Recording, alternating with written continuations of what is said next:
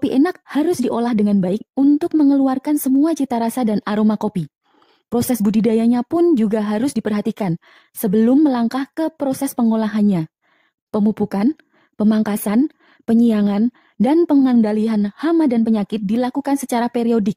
Tapi itu semua akan sia-sia tanpa satu hal ini, benih. Benih atau bibit menentukan segala potensi keunggulan kopi. Kesalahan dalam menentukan bibit menyebabkan produksi tidak bisa optimal dan yang terpenting, rasa dan aroma akan terasa hambar. Yang lebih parah lagi, gagal panen. Benih unggul pada umumnya diperoleh dari sumber benih yang telah diakui oleh otoritas yang berwenang.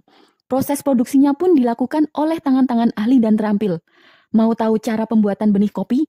Yuk, kita simak cara produksi benih kopi sambung oleh Bapak Priya Hadi Santosa SP dari Dinas Pertanian dan Ketahanan Pangan Temanggung.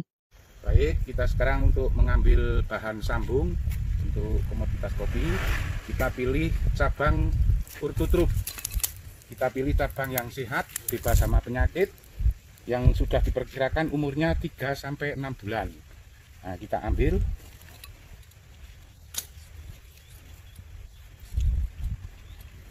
Kita potong daunnya. Terus yang kita gunakan nanti mata tunas yang ada di tengah. Kalau yang ada di atas ini nanti untuk pertumbuhannya akan kurang kalau untuk bahan sambung. Nah, maka dari itu kita ambil yang tengah-tengah. Jadi satu entres itu biasanya ada 4-5 mata tunas. Yang kita gunakan yang ada di tengah. Pucuknya kita buang, terus yang pojok bawah kita buang karena sudah berbentuk kayu ya. Jadi kita menggunakan yang tengah-tengah seperti ini untuk bahan sambungnya. Batang bawahnya kita menggunakan klon BP308.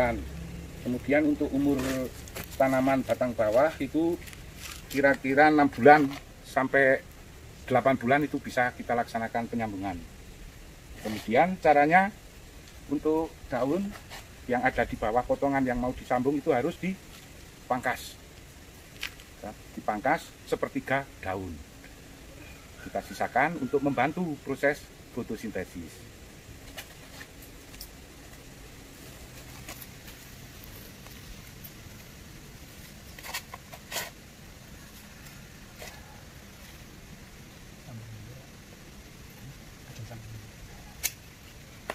Kalau sudah dipotong, kemudian kita menyiapkan bahan sambungnya. Untuk penyambungan itu yang di istilah Jawanya diiris, itu yang bagian samping atau bagian yang lebar untuk sambung. Beda dengan stek berakar, yang kita iris yang depan atau yang tipis. Nah, ini kalau untuk stek berakar ini yang dipotong sama ini, tapi kalau untuk bahan sambung yang dipotong dipangkas ini. Usahakan dalam pemangkasan ini sekali, tidak boleh diulang. Tidak boleh diulang, hanya sekali. Nah, satu sisi juga sekali, seret gitu. Pak Jun kok cilik banget? Kira nggak Mbak?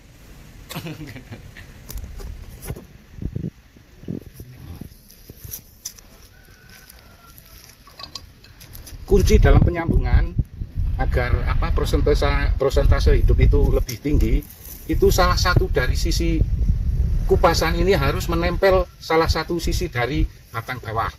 Jadi kalau bahan sambung sama bahan yang mau disambung itu besarnya tidak sama, kita usahakan salah satu sisi menempel pada bahan sambung.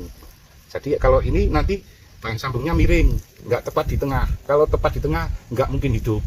Nah, ini salah satu sisi yang masuk.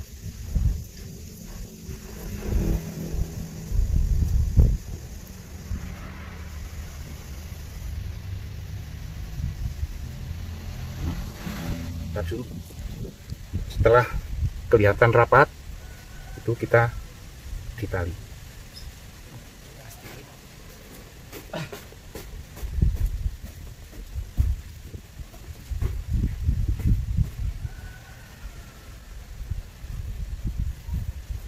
Yang penting sudah kencang, tidak lepas. Pokoknya tadi Pak, kuncinya itu salah satu sisi dari yang dikupas sama batang bawah itu harus menempel. Kalau ini kita letakkan di tengah nggak mungkin hidup, harus di tepi seperti ini memang.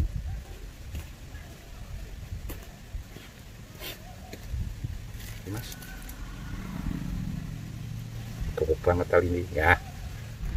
Nah, ini mengapa harus kita tutup plastik? Karena untuk mengurangi penguapan dari bahan sambung ini.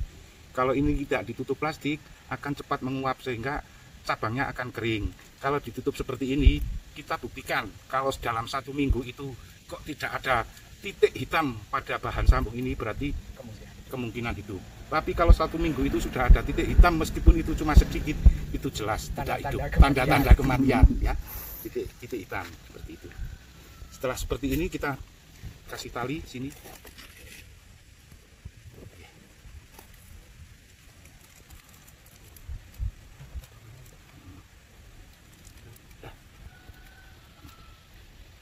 Muncul tunas, baru kita buka, tapi jangan buka, ambil plastik, baru dilepas talinya saja. Kalau nanti sudah muncul tunas, plastik belum diangkat. Plastik jangan diangkat dulu.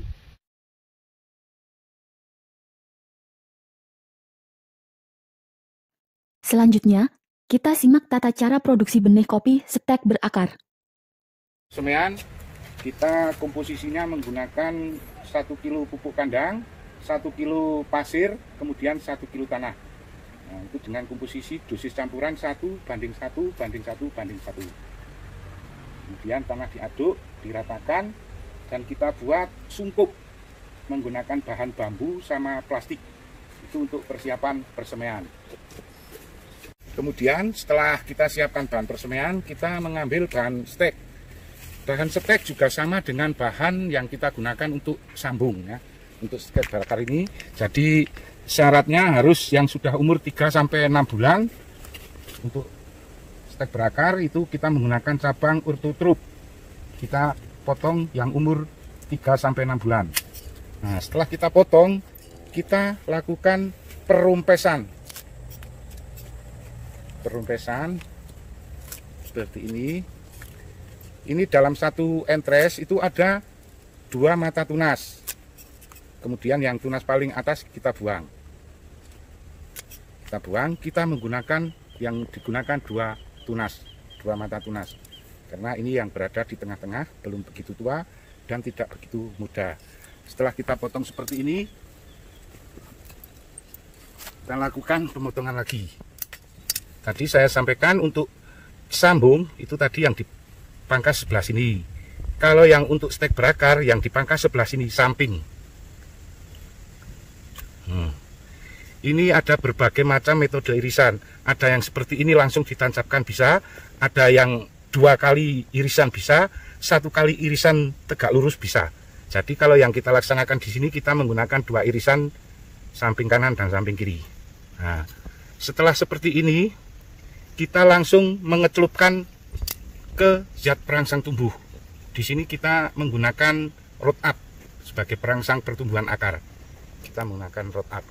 Kita rendam ini selama 10 menit.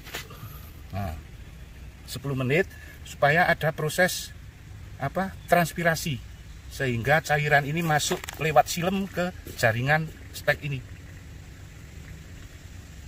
Setelah 10 menit kita angkat, kemudian langsung kita masukkan ke dalam persemaian. Ini tadi harus dibersihkan cabangnya. Jadi separuh cabang ini harus terpangkas. Cabang yang kanan kiri itu harus terpangkas. Nggak boleh ini ada cabangnya. Karena apa? Karena nanti bakal tunas itu akan muncul di bawah cabang ini. Kalau sini masih ada cabangnya, ini akan terlalu lama tumbuh tunasnya nanti. Kalau pemangkasannya ini separuh dari cabang, ini nanti tunasnya akan tumbuh lebih cepat. Kemudian setelah itu kita masukkan ke dalam persemaian, itu kira-kira 2-3 cm. Seperti ini. 2-3 cm masuk ke dalam tanah.